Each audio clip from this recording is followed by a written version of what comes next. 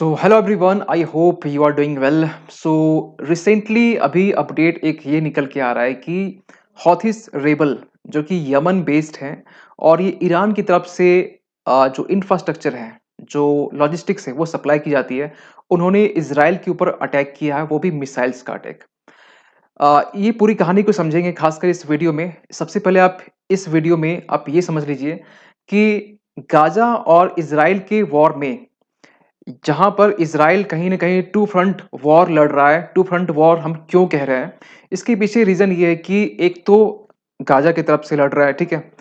जो कि गाज़ा पट्टी की तरफ से जो हमास ग्रुप जो लड़ रहे हैं और एक तरफ जो लेबनान है, इन्होंने भी वॉर डिक्लेयर किया है या ये हम कह सकते हैं कि अटैक इन्होंने भी किया है। बेसिकली कुछ दिन पहले की हम बात कर रहे हैं क्योंकि ये जो पूरा सिलसिला है ना अटैक का, हमास की तरफ से 7 अक्टूबर को स्टार्ट होता है और इस वॉर में पैलेस्टीनियन या हम ये कह सकते हैं हमास के सपोर्ट में बहुत सारे इस्लामिक कंट्री तो आए हैं मुंह दिखाई के लिए। लेकिन रियलिटी ये है कि अ, जो हमास ग्रुप है उनके तरफ से या जो पैलेस्टीनियन है, जो गाजा पट्टी में पैलेस्टीन जो लोग रहते हैं, उनके सपोर्ट के लिए, उनके जो बेसिक नीड्स के लिए कोई भी इस्लामिक कंट्री सामने नहीं आया। हाँ, ये सपोर्ट ज़रूर मिल रहा है कि यहाँ पर जो गाजा में जो हमास और जो इज़राइल के बीच में जो वॉर हो रहा है और यहाँ पर जो पैलेस्टीनियन के जो लोग फँसे हुए हैं, इनके सपोर्ट के लिए, इनके बेसिक नीड्स के लिए, इनकी जो बेसिक ज़रूरतें हैं, इनको पूरा करने के लिए कोई भी देश अभी सामने नहीं आया है।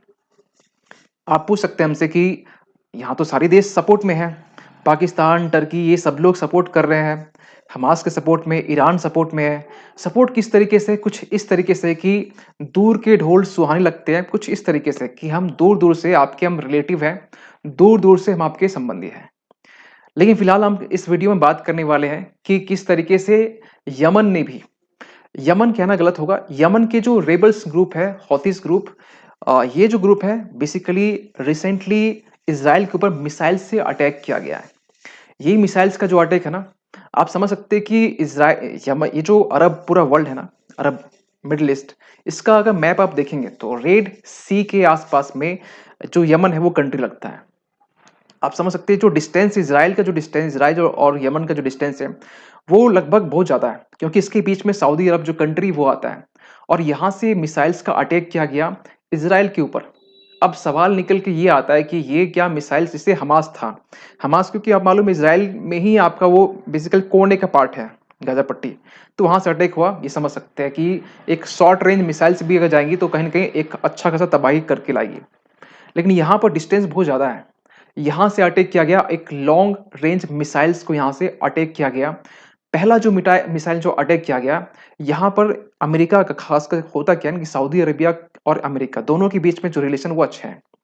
और ये अच्छे रिलेशन होने के कारण जो अमेरिका है, खासकर रेड सी में इस सऊदी अरेबिया कंट्री के खासकर कोस्टल रीजन के आसपास में, वहाँ पर अपनी एंटी मिसाइल्स जो है ना, मिसाइल सिस्टम वो डिप्लॉय कर रखा हुआ है। ये जो डिप्लॉयशन है बेसिकली यहाँ पर ये इंश्योर करता है कि जो भी कंट्री, जो रेबल कंट्री या रेबल ग्रुप है, जो इज़राइल के ऊपर और सऊदी अरब के ऊपर जो अटैक होता है, इससे बचाने के लिए। तो यहाँ से जब यमन ने अटैक किया, पहला अटैक इज़राइल के ऊपर, तो एक जो मिसाइल है, उसे तो डिस्ट्रॉय किया गया। दूसरा जो मिसाइल है ना, वो डिस्ट्रॉय अमेरिका का जो एंटी मिसाइल्स जो डिफेंस सिस्टम है, वो नहीं कर पाया। कौन किया? तो इज़राइल का ही एरो मिसाइल्स डिफेंस सिस्टम है, उन्होंने किया। अब सवाल निकल ये आता है कि इज़राइल के पास तो आयरन डोम है। आयरन डोम जो है ना, ये बेसिकली एंटी मिसाइल्स जो डिफेंस सिस्टम है वो है, जो कहीं न कहीं 7 अक्टूबर को कंटीन्यूअस 5000 जो मिसाइल्स दागे गए इज़राइल के ऊपर, इनको बचाने के लिए या इनसे प्रोटेक्शंस के लिए ये आयरन डोम एक्टिव हो जाता है। लेकिन एक लिमिट के बाद में आयरन डोम जो है ना, वो काम करना बंद कर देता है। या हम ये कहें कि ये खुद कन्फ्यूज़ होता है कि ये किस मिसाइल्स को हम कम से कम डिस्ट्रॉय करें। तो यहाँ पर भी सेम टू सेम जो इज़राइल के पास में एरो मिसाइल्स डिफेंस सिस्टम है, ये बेसिकली लॉन्ग रेंज के लिए है। तो यहाँ पर लॉन्ग रेंज के लिए जो इज़राइल का जो डिफेंस सिस्टम है, ये बहुत कम टाइम यूज़ होता है। लेकिन अभी इस टाइम यूज़ हुआ है। किसके लिए? हौथीस ग्रुप ने जो अटैक किया है। तो हम ये कह सकते हैं कि इज़राइल जो है ना अभी इस टाइम में, आज के दिन में 3 फ्रंट वॉर लड़ रहा है, हाँ, कह सकते हैं। इसमें आप ये नोटिस कर सकते हैं कि इसमें जितने भी वॉर खासकर इज़राइल लड़ रहा है, ये हर एक कंट्री के जो रेबल्स ग्रुप हैं, डायरेक्टली किसी देश से ये वॉर नहीं लड़ रहा है। रेबल्स ग्रुप है, इसके बीच में वॉर ये लड़ा जा रहा है। अब एक क्वेश्चन मार्क उठ सकता है कि ईरान तो साफ-साफ यहाँ पर जो हमास है या फिर ये कहे कि जो हौथीस ग्रुप है, इसको कहीं न कहीं लॉजिस्टिक्स या इंफ्रास्ट्रक्चर सपोर्ट करता है। यहाँ पर जो देश सपोर्ट करते हैं, खुल्लम-खुल्ला सपोर्ट करते हैं या जो देश जश्न मनाते हैं, गाज़ा की तरफ से जो इज़राइल के ऊपर अटैक हुआ, वो देश भी ओपनली क्यों नहीं आते सपोर्ट के लिए खासकर हमास के लिए या फिर हौथीस ग्रुप के लिए। इसके पीछे रीज़न यही है कि यहाँ पर जो अटैक हुआ है ना, सबसे पहला अटैक, ये अटैक ही एक टेररिस्ट अटैक है और यहाँ पर इसके सपोर्ट में आना दूसरे कंट्री का, पूरे वर्ल्ड की तरफ से कहेंगे क्रिटिसिज़्म का सामना उसे करना पड़ सकता है। अब एक सवाल दिमाग में निकल के आ रहा हो कि ईरान का एक बैक्ड ग्रुप हौथीस ग्रुप है। हौथीस ग्रुप जो है ना, ये बेसिकली क्यों बनाया गया था? ये बनाया गया था सऊदी अरबिया से फाइट करने के लिए। तो फिर ये जो ग्रुप है, इज़राइल के ऊपर अटैक क्यों किया? इसके पीछे छोटी-सी कहानी ये है कि हौथीस जो ग्रुप है ना, ये ग्रुप कौन है? तो आपको एक चीज़ बताना चाहते हैं कि पूरे जो मिडल ईस्ट है ना, मिडल ईस्ट जो है ना, वो बटा हुआ है शिया सुन्नी में। ईरान जो है वो एक शिया कंट्री है। सऊदी अरेबिया यूएई आपका एक सुन्नी कंट्री है। और यमन जो है, यमन में जो हौथीस ग्रुप है, ये भी एक शिया ग्रुप है। लेकिन जो हौथीस है ना, ये बेसिकली शिया में ही, जिसे आपको मालूम होना चाहिए कि जैसे हिंदूज़ है, इस्लाम है या फिर बुद्धिज़्म है, उसमें भी बुद्धिज़्म हीनयान, महायान है।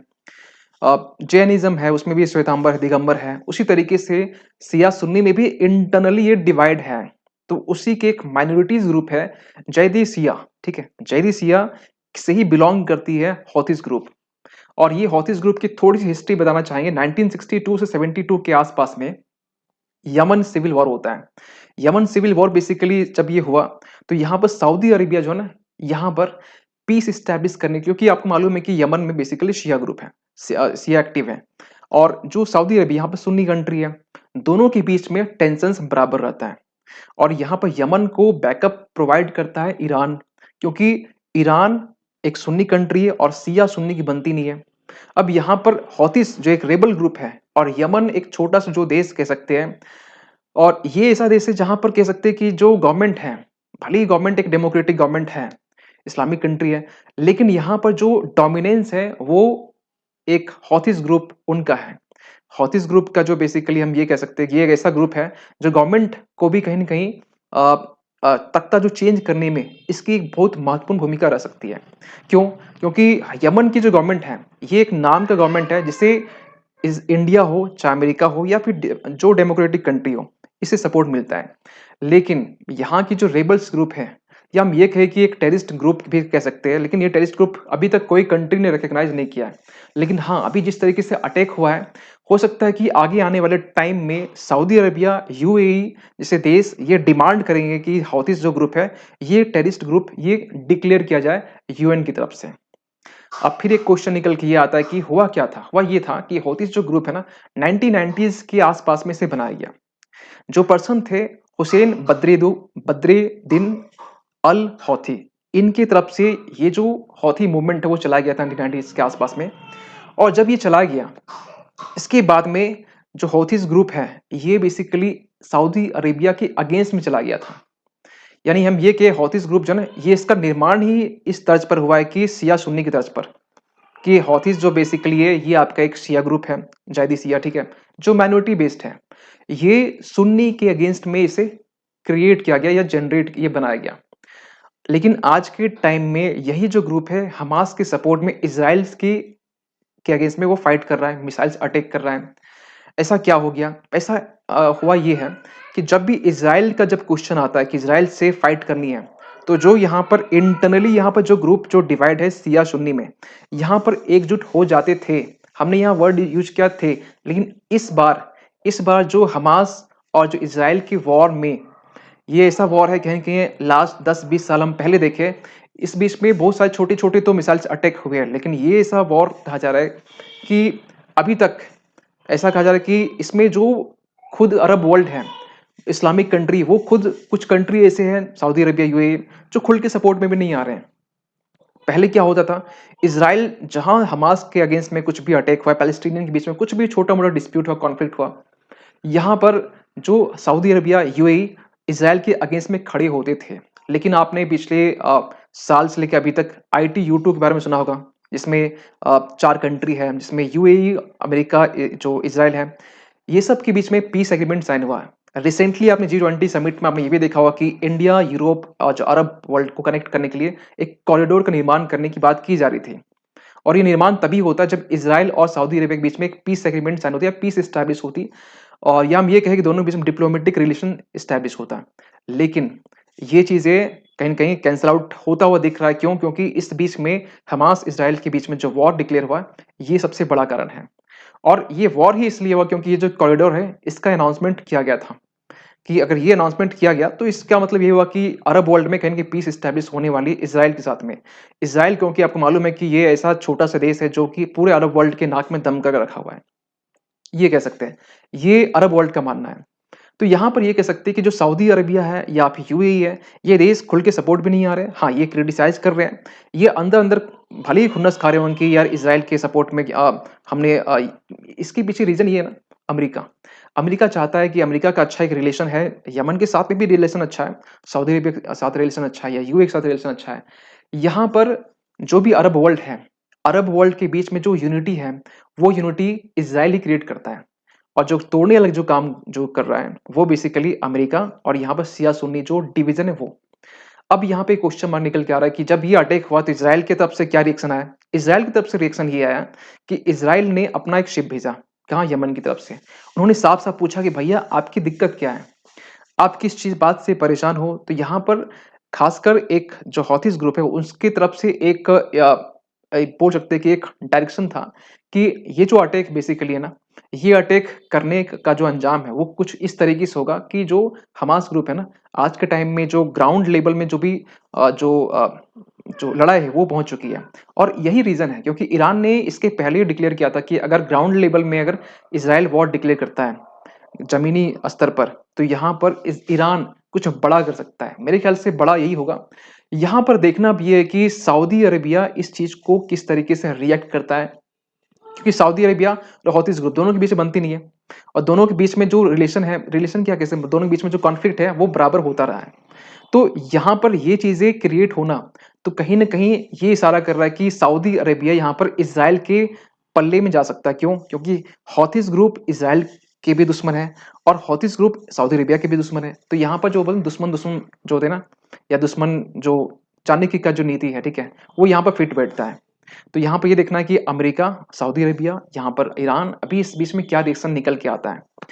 और जैसे इसमें कुछ नया अपडेट कुछ आएगा, इसके रिगार्डिंग वीडियो हम लाएँगे। मिलते हैं किसी अगली वीडियो में, तब तक के लिए थैंक यू सो मच।